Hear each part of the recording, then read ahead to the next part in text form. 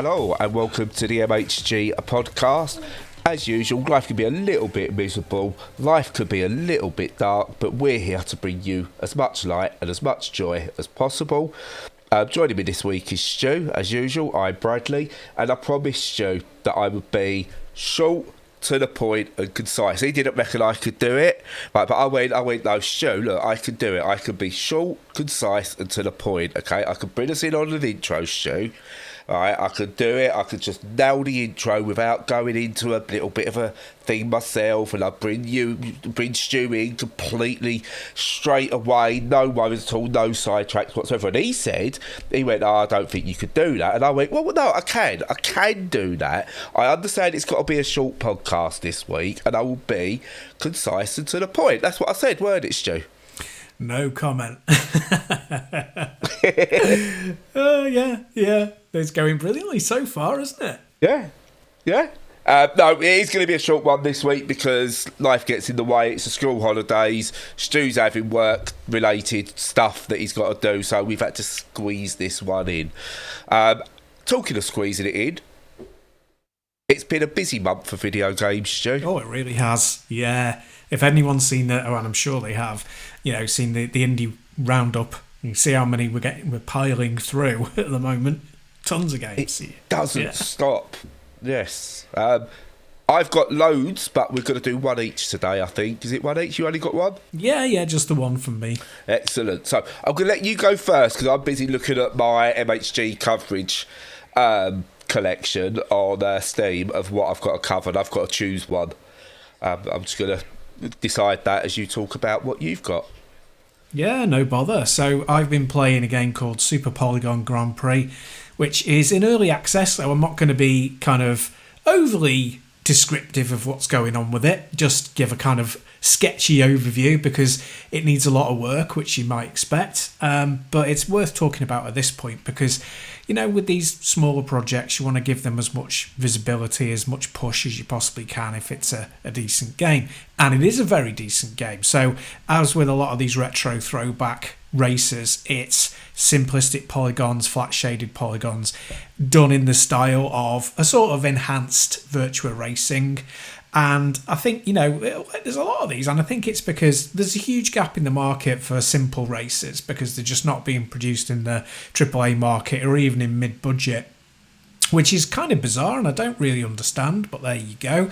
And I think it's easy to kind of get people in the door as to what your game is if you use that style, because no one's going to mistake it for you trying to produce a brand new kind of, this breaks the boundaries, we're going to have realistic physics and like real-time weather variations, and we're going to have the brakes properly modelled from front-end shimmy and all that caper.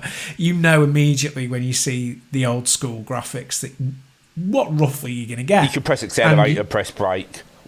Yeah, pretty much. And, how, the real nuance coming from how little acceleration do I use around a corner and how much braking. And really that's all that comes into it, which is great and is what you want from a racer. And yeah, so this is this great, really nice aesthetic that it's got.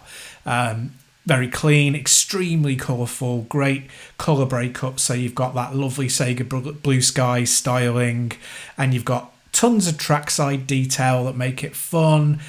Very much like, the Model 2 Sega games, you feel like you're kind of driving through a vast amusement park, really, with all sorts of funny attractions going on in the sky and around the sides of the track. And if they're not there, then it's usually because you're driving around a really nice piece of scenery or an imposing cliff, or, as in this case, through a waterfall and stuff like that. And realism in terms of the backgrounds go out of the window and it's purely about fun. And that's what they're trying to inject with these games, is that a lot of modern racers seem to have lost that. And I recognise immediately as I'm saying the words, it makes me sound like a completely old fuddy-duddy, but it is something that's lacking in today's games, in today's racing games, is just that sense of silliness, fun. Nothing has to be, it has to follow its own rules. It doesn't have to be correct to the physics of the real world. And as long as you get an enjoyment out of it, you're the winner. And to that end, it plays very, very well. You've got your 4 viewpoints, which are classic to virtual racing. In terms of the tracks and the way that they're laid out, you've got a lovely mix of, sort of ovals, but also loads of twists, loads of ones that just curve back on themselves, some that are long, some that are short. Somewhere you're doing, 8 laps and that'll take you 3 minutes, and somewhere you're doing 2 laps and that'll take you 8 minutes. So, really good breakup in that. Lots of variety. It's got scud race elements in there. It's got, elements from Daytona. The gameplay itself, very simplistic. As I alluded to, it's just kind of, you just got to realise when you can take your finger off the accelerator when put it back on again, unless you're using manual gears, which I've not yet because my racing wheel's in storage and I've not bothered to get that out yet because it's always a faff getting it all set up. But I reckon it would play well with that. And it's really good fun. The only drawback being, I said I wasn't going to go on much about it, and I've ended up talking for quite a long time. It's ridiculous when people do that. It's terrible. Who would ever do that? I know. But yeah, no. So I know that early access, but it's a great game with quite a few bugs. So I mean, just be prepared when you play it that some of the menuing doesn't work quite well. I couldn't get it working at all on Steam Deck properly. The menus don't work properly. It's poorly optimized for Steam Deck. Works well on the PC, runs nicely on the PC, but there are things that go wrong. Like I restarted a race and it decided that I couldn't go above 13 miles an hour, and that was great. I had to crash out the game. Understand your driving, Stu. Yeah, exactly. It's just like normal, proper driving that. So yeah, it's got bugs. You will encounter them, but early days, it's really nice, shaping up very, very well. If you want to chuck some money their way, get in on the ground floor, do it now. It's around, I think, like £15, $20 sort of price range. I think it's really going to be worth that when it's fully fleshed out because it's got tons of courses. Right, excellent. Yeah, it's got tons of courses as well. So and lots of difficulty levels and. Only arcade mode at the moment, but there will be a Grand Prix and there are more events and more tracks being added later in the year. So it's going to be a substantial game as well as being a good fun one. So yeah, check it out. Give it a go. See what you think. I'm very pleased with it so far. Yeah, it looks everything I like. I like the look of it. I think it looks better than the U-Star GP, which I think doesn't go with the aesthetic at all. It goes for that old virtual racing, it's like a Sega Blue Sky Model 2, Model 3 racing aesthetic, but tries to go with like tyre wear and pit stops, and you don't need all that in a game that's meant to be like that. It doesn't work. This looks fun. It's definitely on my radar. And if you want to support a developer that's making a good game, but you may be going, I don't want to play this yet, you could play Outrun 2006 Coast to Coast, which has found new life. Yeah. Thanks to modders adding online mode back to it, and leaderboards and everything. So you just need to go out there and find it, unless you're one of those lucky few that has it on Steam. You replace a couple of files and then you've got it nicely fully set up, working on Steam Deck, working on PC with online races. So yeah, like one of the best of all time is back unofficially, not quite legally, but yeah. Give that a go. Well, exactly, and it's so good that it's been preserved like that because you've got your ridiculous veneer of capitalism that stops it being sold these days because of obviously licensing, which is just ridiculous. Yeah, and no desire from Sega to strip the licensing out and re-release it. So yeah, go for it. From good old who was involved on the forum, but was involved on the making of Outrun 2006, part of who made it? What's the name of the company that made Outrun? Sumo Digital, sorry. And also made the best kart racing game in Sonic and Sega Racing Transformed, better than Mario Kart. I'll die on that hill. They should come back. They could do Outrun-ish game and have refaris in it. We've seen these come back now, right? We've seen these basically making the old games now, but with obviously nods to, come on, Sumo, break out, do it. You've seen how much love there is for Outrun still. We need a new Outrun that is basically the old Outrun, just default working without having to sail the high seas. Make it happen. I think they've pitched it to Sega lots of times. It'd be great if they could go off on their own and do it. I don't know what their funding's like. I know they must be very good and very careful with their funding, because they've been around for so long and produced so many good games. But it would be lovely if they could do their own version, because they get it, they totally get it. I mean, the only thing, Sega must be thinking, we haven't got the Ferrari license. You don't need the Ferrari license. No, that's nice. You don't need it. Red cars, that's all you need. Red and yellow cars that are a bit sporty. Yeah, and the thing is as well, that I know this is going off on a tangent a bit, but I don't really know much about cars, but that probably feeds into this narrative a little bit. I think Ferrari have lost their kind of brand image. Yeah. Like I don't see them as like special or standout anymore. They just look like other sports cars, and there's so many of them and been so many over the years that, like, since the Testarossa, they all sort of seem to blur into one. Yeah. And it's like, so I think they're even less needed than they used to be, these licenses. I know, like, motorheads love that sort of stuff, but if you're not a gearhead, are you really that bothered? Just a generic, pretty-looking red car will do me. I've never driven a Ferrari, but I'm pretty sure the handling model in Outrun doesn't mimic that of a Ferrari either. So, No, but I would hope that the handling model in Ferrari F355 doesn't either, because that just makes it look like Ferraris are undrivable. Do you remember that one? Yes, I was really good at that. I loved that game. It was, I know it was a really bad handling model, but I loved that. It's how I learned on any racing game, I could race Suzuka. Because of that game. God, yeah, you have to learn it, like, perfectly, don't you? Yeah. Anyway, this is meant to be short, and I've still not got a game. Yes, I have. I have got a game that I'm going to talk about. I'll have to do a lot of writing next week. So, I'm talking about, it's in early access, so we might as well have a theme, and it's called Shapez with a Z 2. But don't let the funky spelling put you off. Basically, Shapez, when it originally came out, was you basically built automated factories where you had to create certain shapes and throw them into a vortex. And that was it. So you get given basic shapes, you then had to cut them, mould them, stack them, colour them, etc., and throw them into a vortex as demanded.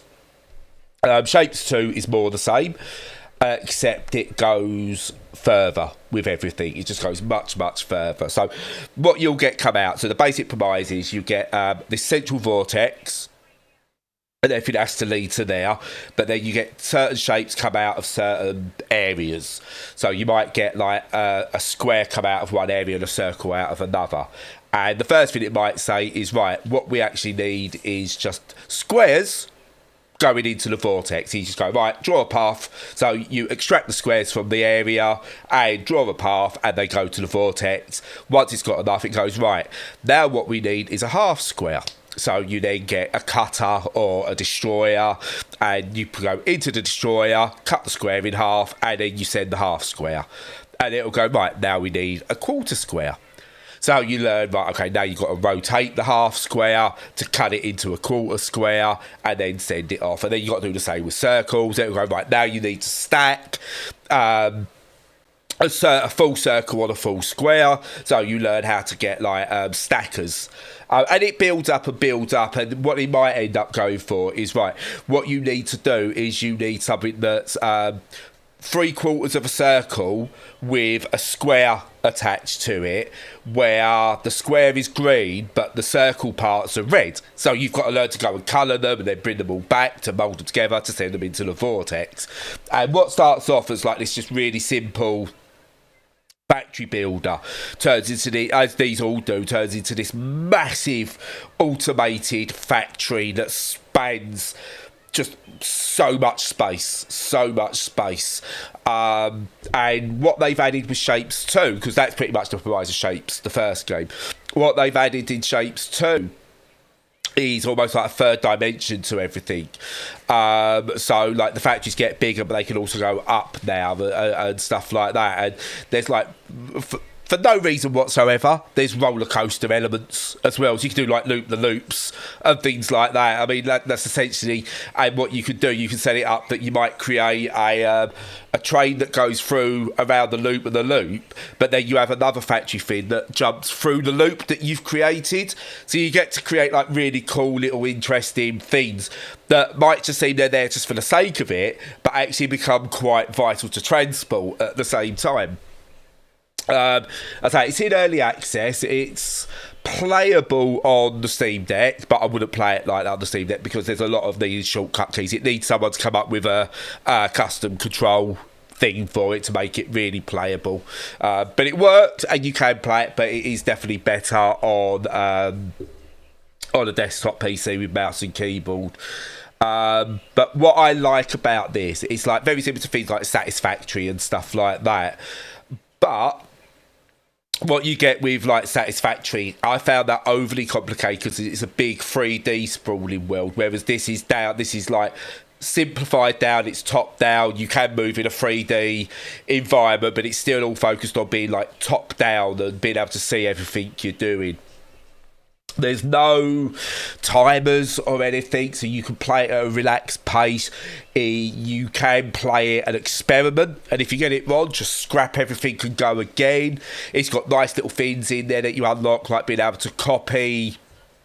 As to say, you've done right. I've got this little concise thing here that turns a square and a circle into a stacked quarter square circle. What you can do is go, right, I'm just going to copy that area and save it as a blueprint and then reuse that later if I need to use that later, which is really, really good. And it's got everything. If you're used to factory games, it's got all your bits in there that you'll know.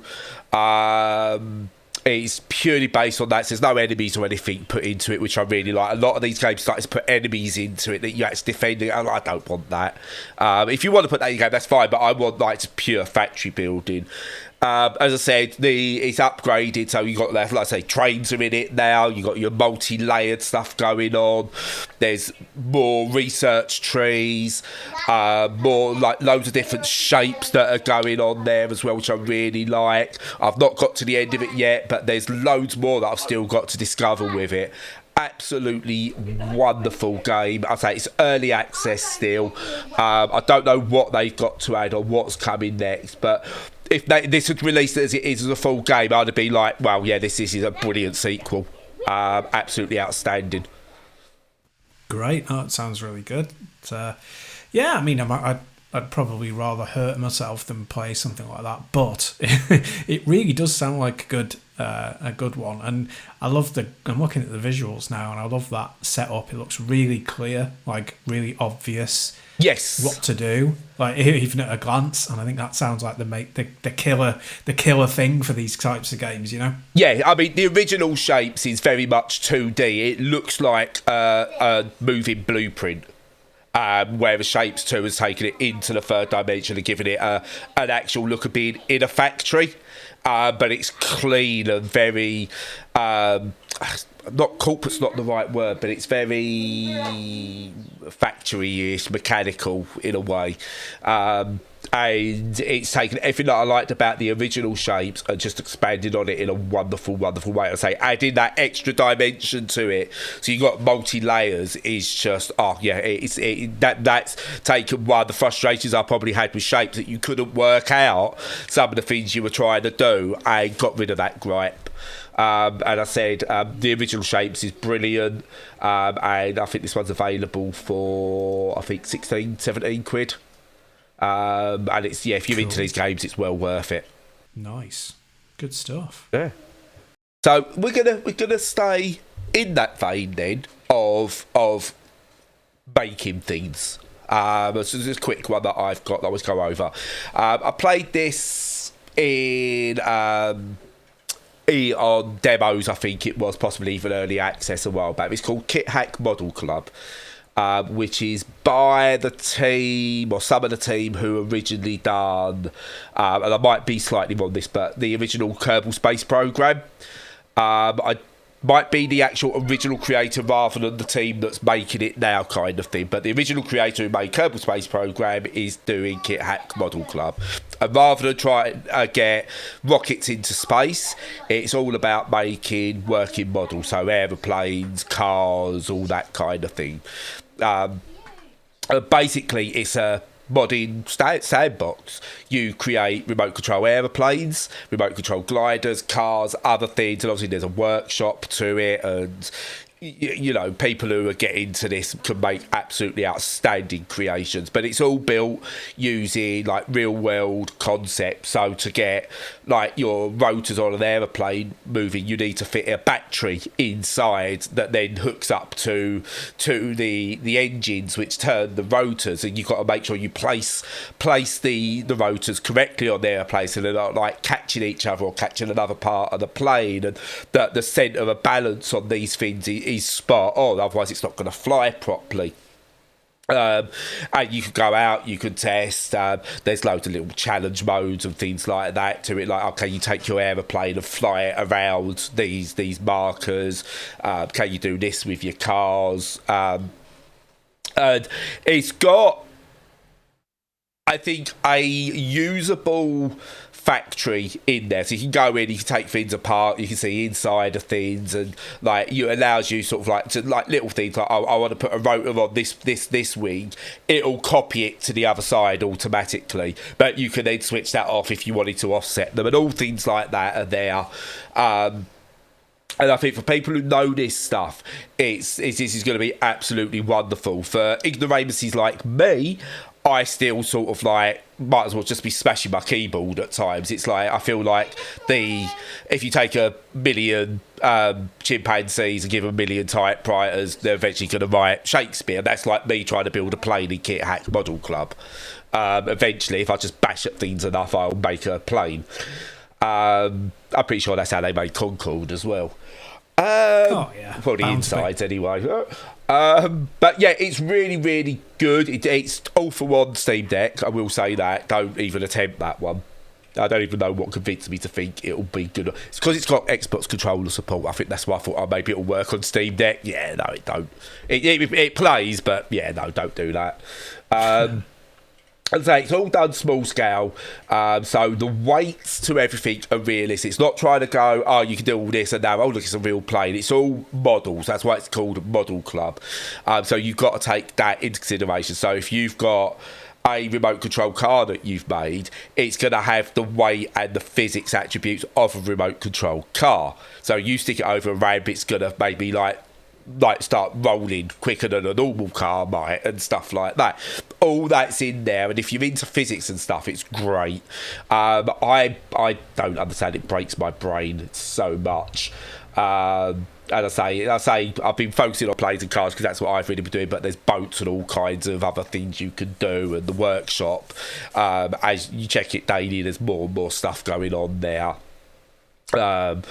And yeah, I love things like this. It's more of a toy box rather than it is a game. But this is, I love this stuff because you learn about things. Again, this is the sort of stuff, bring it into school. Bring these things into school. Bring Kerbal Space Program into school. Bring this into a school. Kids, if you go to, right, we're going to look at like how do you build a model aeroplane. No school has got the ability to make every kid have available model aeroplane equipment where you've got a proper controller for those. You know, you can't, that's not feasible. But you could get flight sim, you can get this in there, and you can teach a child in secondary school who wants to learn about physics. Right, okay, so in KitHack Model Club, what we're going to do now is I want you to build an aeroplane that you can control and will fly and make quick turns through this obstacle course that we've created for the lesson. Stuff like that will teach kids better than telling it from a book. So again, I love tools like this. On both they're fun and they can be educational without being quote unquote educational. Yeah, it's absolutely brilliant for that. I'm a big believer of this is where video games especially can be great for future generations, and yeah, get this shit into schools. Yeah, God, absolutely. Firing the imagination and teaching people at the same time is always a good thing. Yeah, you've got a kid could create the next great aeroplane. I mean, I don't know where we're going with aeroplanes moving forward, but you could have someone with these tools going, actually, what if we do this? And if you get that working on a small scale in a video game, someone could then test that on a small scale in real life and build from there. You don't know. It's the same way you get like things where you can do stuff with molecules and stuff like that in video games. Do it. Give these to the younger generations. Put them in schools. Let them learn that way. You know, teach kids about, how did evolution work? Spore, it's a crap game, don't get me wrong, but the concept of Spore, well, you could create a game out of that becomes an educational tool that you can take into school. Teach people biology, teach them evolution using the video game or the concepts within those video games. And again, you don't know what comes from it because you fuel that imagination. That went on a bit of a tangent. What I wanted to say is KitHack Model Club is really good. Yeah, it certainly looks like it. Yeah, it's intrigued me as well. I'm going to keep my eye on that one, definitely. Yes, do. I'm sure it'll go cheaper at one point, but yeah. I mean, 16 quid still not bad for what it is. Yeah, it's more about carving out a bit of time so I can sit on my computer and play it, because I do everything on Steam Deck these days. That's the thing. Finding time to play some of these is hard, and when you've got to move away from having it in your hand, it's difficult. It's why I stick to myself and don't have sex anymore. Yeah, I was going to say, you rarely move away from your hand. But I think on that though, I'm not going full Clarkson there, but I think it's time for me to shut up. Yeah, well, it's good. So yeah, no, quite a few good ones packed into a small space there. You know, that's what she said, etc. That's what she said. Yeah. Let's get the Office quote in there. So yeah, yeah. So even though, as I say, tiny but mighty this week, and as usual. Oh, one thing I very, very quickly want to mention is that MHD were represented out on the streets last Saturday when I went to stop racism rally, basically stop the fascists in Shrewsbury, which is not close to me, but I thought they'd probably need my support there more than Manchester or Liverpool. Yeah. So yeah, when I went along to that, shouted at some fascists, chanted at them to go home, and they did. So that was brilliant. Anyway, if any fascists are listening, like and subscribe. Yeah. Please do. Yeah. Can I add one footnote? Can I add one footnote? Obviously, Elon Musk, J.K. Rowling have both been named in Imane Khalif's cyberbullying criminal process thing that's going on, where she's suing the fuck out of them. Yeah. Yes. Nice. Yeah. And now I will shut up. It's a very pleasant one to end on. So as usual, follow all of our content. Make sure that you're checking out all of our stuff on the website. Check out our YouTube videos, even though there's not been many of them recently, I don't think. But, you know, check out what's there. There's some interesting stuff. And in the meantime, until next week, stay safe and stay sane.